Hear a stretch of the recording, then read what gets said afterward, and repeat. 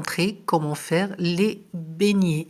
Donc pour cela, il nous faudra 500 g de farine, 2 œufs, 250 ml de lait, 50 g de l'huile mélangée à 50 g de beurre fondu, un sachet de sucre vanillé avec un sachet de levure boulangère, 3 cuillères à soupe de sucre et une pincée de sel. On passe à la préparation.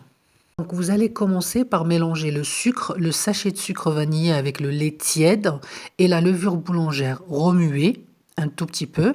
Après vous ajoutez les œufs, l'huile avec le beurre ainsi que le lait et vous remuez encore. Après cela vous rajoutez la moitié de la farine avec une pincée de sel.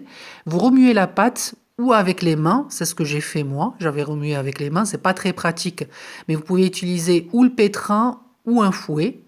Après avoir remué notre mélange, jusqu'à ce que ça soit homogène en fait. Il faut avoir une pâte lisse et homogène.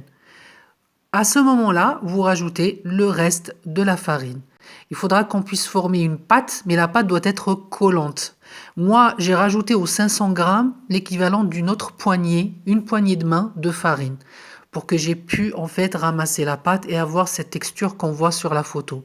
Je laisse ma pâte se reposer jusqu'à ce que la pâte double de volume, vous voyez sur la photo. Entre-temps, préparez des feuilles de papier cuisson coupées au carré afin de placer chaque beignet dans un carré de ce papier cuisson. En fait, le but, c'est de faciliter la pose sur la poêle. Après que la pâte est doublée de volume, donc il faudra la dégazer. Donc après cela, il faudra la couper en deux. Moi, j'ai étalé sur un plan de travail la pâte jusqu'à ce que j'ai eu une épaisseur approximative de 5 mm. Formez vos ronds à l'aide d'un emporte-pièce et placez chaque beignet sur nos papiers de cuisson. La dernière pâte qui m'est restée, en fait, j'ai formé 2 donuts. En laissant la pâte se reposer quelques minutes, entre-temps j'avais mis une poêle sur feu avec de l'huile. Dès que l'huile est bien chaude, je place mon papier cuisson avec le beignet. Je laisse cuire quelques minutes. Dès que le papier se retire tout seul, je l'enlève et je tourne notre beignet et vous allez voir que ça va gonfler, comme vous voyez sur la photo. Donc il faudra tourner le beignet de l'autre côté pour le faire cuire. Laissez égoutter après les plonger dans du sucre.